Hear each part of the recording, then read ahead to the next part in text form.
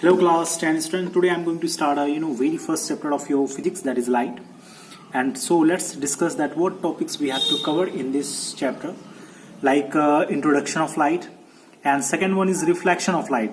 And then we have to discuss the spherical mirror, which includes concave and convex mirror. And after that, like image formation by spherical mirror. जितने भी image form होते हैं on the basis of concave and convex, तो we have to study in this field. And after that, sign convention.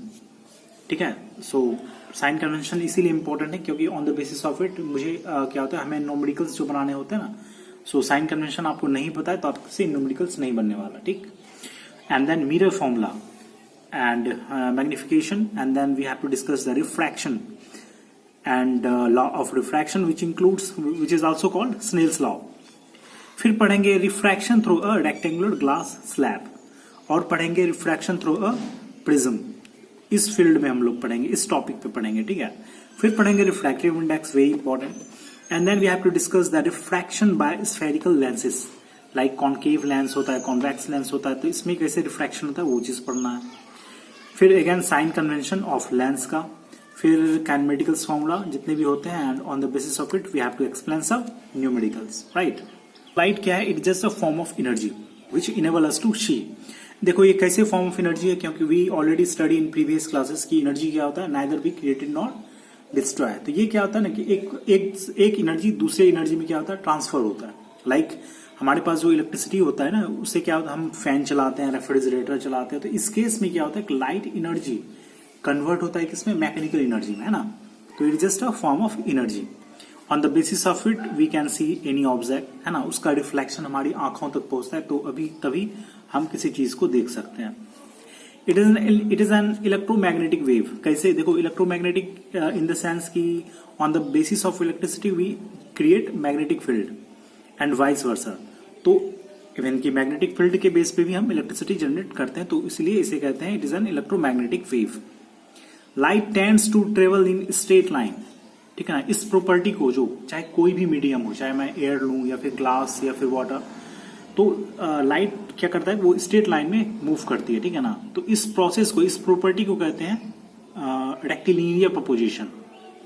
And then it has dual nature. Dual nature मतलब ये particles के form में होता है और वेव के फॉर्म में होता है. पार्टिकल्स इन द सेंस, देखो ये बहुत एंशियंट टाइम से बहुत कंट्रोवर्शियल रहा है. लाइक जिसमें डी ब्रोगली हुआ करते थे, हैंसबर्ग हुआ करते थे, या फिर हमारे जो आइंस्टीन थे उस समय की बात है, तो कुछ एक का कहना था कि नहीं ये लाइट क्या है, एक पार्टिकल्स है. पार्टिकल्स मतलब कि ये फोटोन होता है, एक पैकेट होता है जिसमें कि कई सारे मॉलिक्यूल्स होते हैं, जिसमें इंस्टेंट एनर्जी होता है. ठीक है, तो इस पैकेट के रूप में मूव करता है ये लाइट. तो पहले का ये सेंस था, लेकिन अकॉर्डिंग टू जब आइंस्टीन ने E=mc² दिया, तो इसके बेस पे हम लोग प्रूफ कर चुके हैं कि, ठीक है ना, वेव भी होता है. And light cast shadow. ठीक है, speed of light in air and vacuum की बात करें तो 3 × 10⁻⁸ मीटर पर second. And one more thing, when light fall on surface, किसी भी सरफेस पे जब लाइट फॉल करती है ना, तो इसके दो फिनोमिनन हो सकते हैं, एक होता है रिफ्लेक्शन, एक होता है refraction. Okay, now let's talk about the reflection of light. ये क्या है? The phenomenon of bouncing back of light after hitting a surface. देखो मैंने एक मिरर ले लिया, ठीक है, ये रे ऑफ लाइट जब स्ट्राइक करता है यहाँ पे, ये बाउंस बैक हो रहा है, तो इसे हम कहेंगे रिफ्लेक्शन ऑफ लाइट. देखो ज्यादा इसमें कुछ नहीं पढ़ना, जो कि आपने क्लास 8 में पढ़ा था, बस उतना ही पढ़ना है. और ये जो सरफेस होता है ना, ये मिरर, तो on the basis of surface we can divide. जो रिफ्लेक्शन होता है वो दो तरह का होता है, एक होता है रेगुलर रिफ्लेक्शन, एक होता है irregular reflection. Like in case of regular reflection क्या होता है, जब हमारे पास पॉलिश्ड मिरर है, लाइक जो मिरर होते हैं ना वो क्या होता है, पॉलिश्ड मिरर होते हैं, तो उस केस में उसे रेगुलर रिफ्लेक्शन कहा जाएगा. ठीक, ओके. एंड इरेगुलर रिफ्लेक्शन क्या होगा, जब हमारे पास जो सरफेस है वो रफ है या फिर इरेगुलर है, तो उसे कहेंगे हम इरेगुलर रिफ्लेक्शन. तो इसके बेस पे जो रिफ्लेक्शन होगा वो इरेगुलर रिफ्लेक्शन होगा. Okay, and now law of reflection देखते हैं. लॉ ऑफ रिफ्लेक्शन क्या होता है? देखो ये जो रे ऑफ लाइट होता है इसे बोलते हैं इंसिडेंट रे. ठीक, और ये जो बाउंस बैक हुआ रे इसे बोलते हैं रिफ्लेक्टेड रे. और हमें क्या एक नॉर्मल ड्रॉ करना होता है इस प्लेन पे, which is 90 degree, which is at 90 degree. तो और एक एंगल होता है एंगल आई. ये क्या है? ये एंगल ऑफ इंसिडेंट इसे कहते हैं। देखो क्यों, क्योंकि ये एंगल बन रहा है किसके किसके बीच में, इंसिडेंट रे और नॉर्मल के बीच में, है ना। The angle which is made between incident ray and normal ray is called angle of incidence. और फिर होता है एंगल ऑफ रिफ्लेक्शन, वो क्या होता है, the angle made between reflected ray and normal is called angle of reflection. तो according to law of reflection क्या कहता है ना कि angle I equal to angle R होगा, ठीक है ना, यानी angle of incidence equals to angle of reflection होगा। और सेकंड लॉ क्या कहता है कि जो इंसिडेंट रे है हमारे, नॉर्मल है या फिर रिफ्लेक्टेड रे है, ये तीनों जो होते हैं ना एक ही प्लेन पे एक ही पॉइंट पे होते हैं, है ना। Incident ray, normal, reflected ray lies on the same plane. Got it? Okay, now let's talk about the spherical mirror. ठीक है, देखो मैंने एक स्फेयर ले लिया, एक सर्कुलर ले लिया, जिससे कि एक सी मैंने ले लिया जिसे सेंटर कहते हैं, ठीक। बाकी ये जो लाइन होता है इसे बोलते हैं प्रिंसिपल एक्सिस। और इसको मैंने एम एन जो है ये अपर्चर है, जिसे मैंने क्या किया, कोट कर दिया है सिल्वर से। कोई भी मिरर होता है ना वो कोट किया जाता है सिल्वर से ही, ठीक है। तो ये जो पी पॉइंट है ना जहां पे मिट कर रहा है ये प्रिंसिपल एक्सिस, इसे बोलते हैं pole, P for pole, right.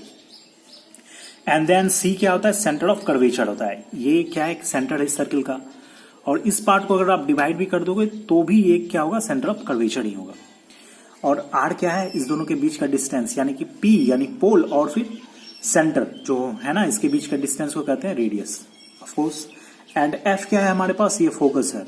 Focus क्या होता है, मिड पॉइंट होता है बिटवीन सी एंड पी, यानी जो रेडियस होता है इसका मिड पॉइंट होता है फोकस।